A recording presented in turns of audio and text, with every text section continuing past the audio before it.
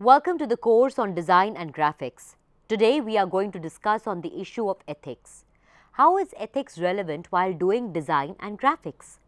The title of this module is Ethics in Design and Graphics.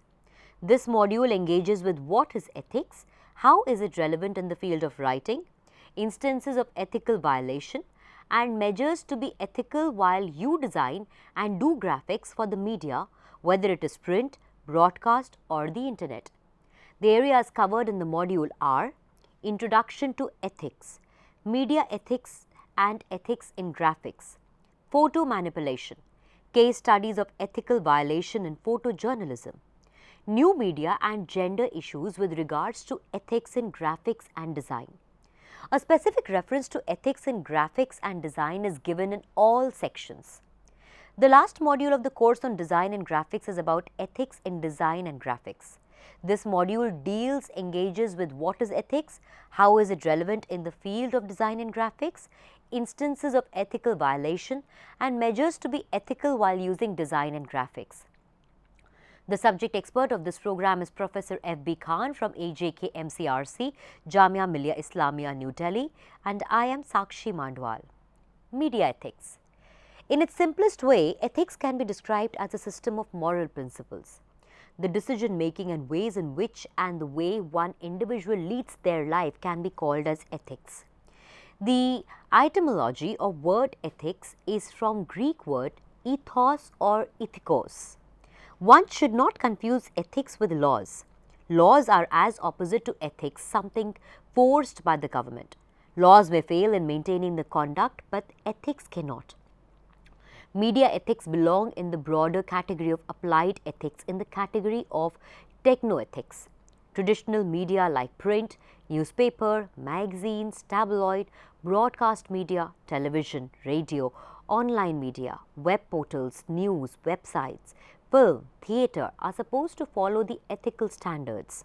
The basic aim of media ethics is standing for universal respect for life and the rule of law and legality. Media ethics is a core foundation on any academic course on journalism to ensure that the journalists of tomorrow are ethical enough. Privacy, news, manipulation and conflict with law are few of the recurring themes with regards to media ethics. Sting operations, investigative journalisms are often between the boundaries of what is ethical and what not is. Being a fly on the wall is the basic advice any journalism student is supposed to adhere to. The question is, will it be ethical always to be a fly on the wall when journalism is put into practice? Ethics in graphic content. In this section, let's discuss various cases of ethics in graphics and design. The photographs by Steve McCurry have received a lot of flack for copying, photo manipulation and unethical Photoshop. Kshitij Nagar, a media critic, has engaged with works by McCurry. He says that the intention of finding differences with McCurry is not aimed to defame him in any manner. An attempt is done by Nagar to collect certain information with regards to the works of McCurry and his engagement with photography. Since McCurry is considered as the epitome of photography in itself, people take time to judge the intricacies of his photographs. Through this section, let us discuss some of the famous images by McCurry taken, including that of India. A close examination of his photographs is done in this section. The arrival of Steve McCurry to India has been of many times. He has photographed varieties of incidents related with India. The photographs of India have indeed given him fame. India is often regarded as his place of work or even as Karma Bhumi. The photographer has often acknowledged his love for India through his photographs. There are many iconic images of McCurry clicked in India. It is said that the last roll of his Kodachrome was spent in India. It is in India itself that has made him receive a lot of criticism with regards to his credentials. His photographs are often like a movie taken by a foreign director. The gaze of the McCurry photographs are stereotypical and exotic. It satisfies the eyes of the Western audience. Teju Cole of the New York Times recently has criticized McCurry's latest photographs on India. It was his recent collection called India that received a lot of criticism. The images were taken between 1978 and 2014. The major flack that he received was that his photographs looked performed. An element of artificiality was reflecting in all his works. These questions were asked to the photographer during the book launch in Delhi, to which he did not reply. The ethical integrity of McCurry has also been questioned many times, but there are many people who support him as well. The initial time that received criticism with regards to McCurry was when an Italian photographer named Paolo Vigilioni visited his photo exhibition in Italy. The photographs were reported to be botched print. These photographs started many controversies. Later on, this photograph was removed from the website of McCurry himself. The entire integrity of the image was questioned by the photographers. The part of a signpost had been cloned onto a man's foot. Steve McCurry's post-production processes itself was or came into question. The addiction of colors uncovered much worse. Other photographs now revealed their own problems, from excessive additions of vibrancy to erasure of figures and colors. The picture given below has also received a lot of criticism. This is the altered version of the image above. Credit Steve McCurry. Note, here we can see a change in the elements. At the right of the frame, an artificial construction of a hand as well. The idea of third world countries developed by McCurry was stereotypical. Graphics and design is an integral element of any media genre, whether it be print, broadcast or new media. Photographs, graphs, charts, illustrations, cartoons are some of the popular forms of graphic and designing content. Being ethical to the graphical content primarily lies in being ethical to the original and true content. It violated many aspects of photography in itself. The photographs by McCurry recreate a myth of the third world. Likewise, the pictures by him still give an impression of India as the land of snake charmers. The colors are also artificially generated by him. The below given photo is also removed by his team from his official website. Another major flack received by McCurry was that his photograph only covered the partial aspect of a story. Like how a tourist would take a photograph, it only satisfied the Eurocentric viewers of his photographs. The element of inauthenticity was always questioned in his photographs. A salability of the developing world was done through his photographs. The photographs of McCurry were considered as tourist in nature. A satisfaction of the West was done through his photographs. There is always an inauthenticity element present in his photographs. His photographs are always considered as what is sold as alternative truth.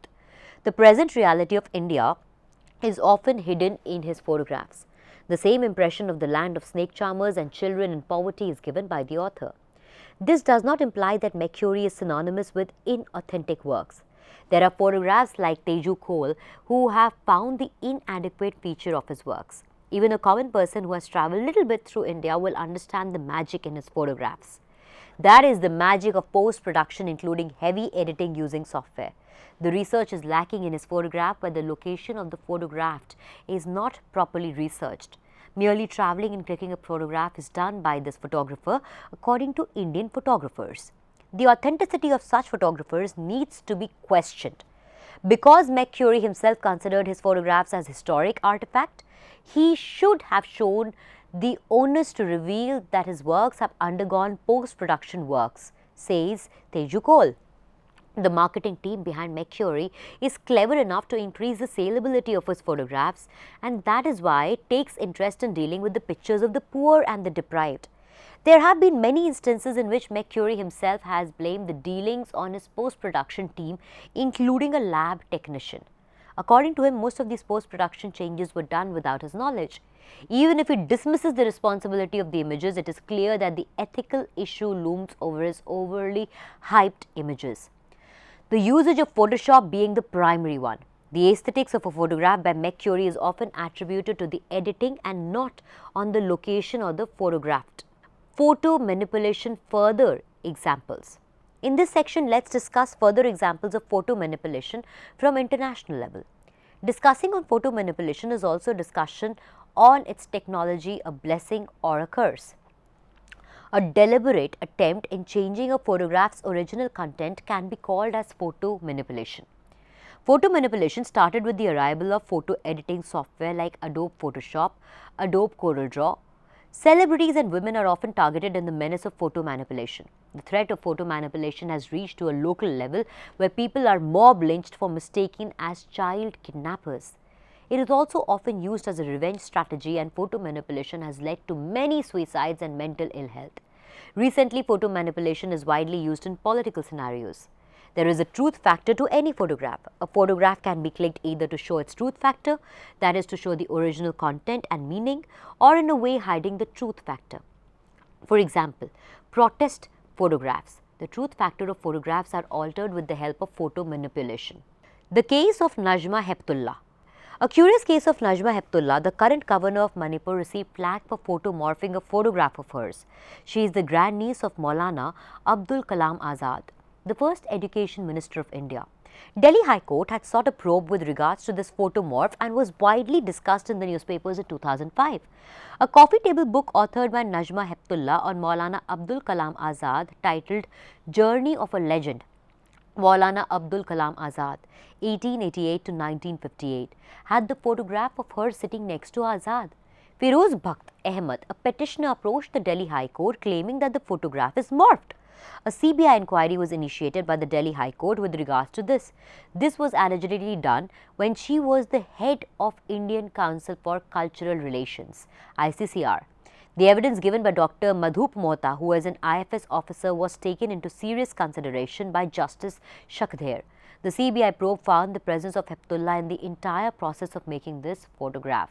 The political influence of the accused was an influence in the case, and no FIR was lodged with regards to this. A defense of the accused was done even by the CBI in some instances. At the end of the inquiry, CBI was not able to come up with any substantial evidence that the photograph is original or morphed. The original photograph of Maulana Abdul Kalam Azad, clicked in 1953 with Reza Shah Pahlavi, the Shah of Iran, was morphed as allegedly demanded Najma Heptulla. It was morphed in a way that Heptulla was sitting next to Azad. A caption of Heptulla sitting next with Maulana Azad after graduation was also given. Later probe revealed that the graduation of Heptulla had occurred in May 1958, whereas Maulana Abdul Kalam Azad passed away on 22nd February 1958. The book was banned on a later stage. Another version of the same book was released by replacing this photograph with a portrait photograph of Azad. Another major consequence of the photo manipulation and privacy infringement. Privacy is a right that is highly subjected to violation in the recent context, with whistleblowers like Julian Assange and Edward Snowden revealing how one's privacy is violated. Photographers often do not respect the privacy of the photographed, and they publish and take photographs without permission. Photographs of celebrities, top secret science experiments taken without prior permission. A classic example of privacy infringement done is by Newsenwage versus De Corsia case. The issues pertaining to street photography and the infringement of privacy were done through the case. The photograph of Erno Newsenwage, who is a Hasidic Jew, was clicked by photographer Philippe Lorsa de Corsia, New York City's Times Square. The photograph sued the photographer for violating his privacy while clicking and not taking his permission before photographing. The reinforcing of stereotypes is another serious issue caused by photo manipulation. It can be defined as portraying a thing or a person in mundane and oversimplified way. Designing and graphics are often used for enhancing the stereotypes. For example, the Pears advertisement used designs and graphics that had racial elements in the 90s. In this image, it can be seen that the African American boy is turning to a white American boy after using Pears soap on their body. This photograph of Kim Jong-il posing along with the North Korean soldiers went viral amidst of the rumors that he is dead. The media, apart from North Korea, claimed that this is photoshopped. But in order to prove that it is wrong, edited images of the North Korean president leading an active life was published across mediums. This image of then American President Barack Obama standing next to Louisiana Beach was published in The Economist. It was to examine the aftermath of the oil spill in the Gulf of Mexico, whereas the original image had something else to say. In the original image, Obama is standing next to two other people, but these two were removed from the photograph. The in charge of The Economist magazine admitted to the cropping and removal of the other two people. A weird justification of focus to be given to the president was made by the in charge, and she supported the photograph and the manipulation done. This image was taken in 2008 in Iran. The official news website of Iran, known as Iranian Revolutionary Guard, released this photograph as the version of the missile testing done. Many news outlets published this, including the American news agencies. But the reality of this image is something else. Among the 4 missiles, only 3 were successful in its mission. The failed missile was taken out by Photoshop while sending for publication. This is a war photograph clicked by Adnan Haj in Beirut, Lebanon on August 2006. The photographer was a freelance photographer with the Reuters. An artificial creation of the smoke on the blackening of the same were done by the photographer in this photograph. A cloning of the smoke was also done. An exaggeration of the damage done by the Israel forces was done by the photographer. The photographer, Adnan Haj, was removed and his photographs were withdrawn by the Reuters. O.J. Simpson is a famous basketball player in the United States of America. He was arrested and charged with the murder of his ex-wife, Nicole Brown Simpson, and her friend Ron Goldman. An infamous mugshot of him was published as cover picture in the Times magazine. This 1994 photograph was darkened and made extra black. A racial element was given in this photograph by darkening the same. It was done by Matt Muhurin, a photo illustrator associated with the Times magazine. An apology from the part of Times magazine was done and was stated that there was no racial implication. The photo manipulation done with the help of software. After photo manipulation, let's discuss some issues pertaining to copyright issues while dealing with graphic contents. The primary issue of ethics starts from copyright issue, which is a form of intellectual property. Copyright is also a legal right that grants exclusive right to the use and distribution of property. For example, a photograph, music, book, etc., and the rights are limited for a time period. The reproduction of the copyrighted content in any manner is a punishable offense and is often shared among multiple authors. How is copyright relevant to graphic content? Publishing of a photograph, chart or map in a print, broadcast or online media without proper permission and acknowledgement of the source can end up in serious copyright violation. If a newspaper or a television channel is using images or video content from news agencies, proper acknowledgement of the source must be ensured. There are many instances on copyright violation with regards to graphic content is reported from all over the globe. Even sharing a copyrighted image on social media can be liable for copyright violation and the author has the right to sue you. Rogers versus Coons, the Associated Press versus Ferry, Carew versus Prince, Modern Dog Design versus Target Corporation are some of the famous cases for where the graphical content copyrights were violated. The Rogers versus Coons case can be considered as a primary example of copyright issues in graphics and design.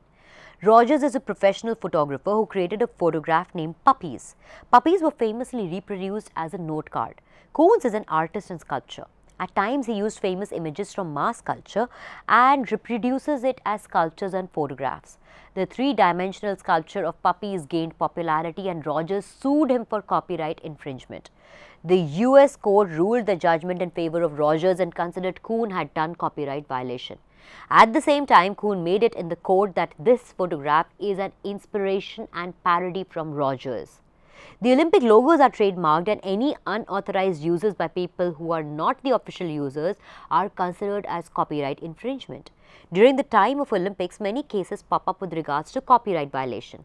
The graphic design of the 5 rings is often copied in items from goodies, soft toys to t-shirts. Even the designs of the mascots are copied and it can lead you into serious copyright infringement cases.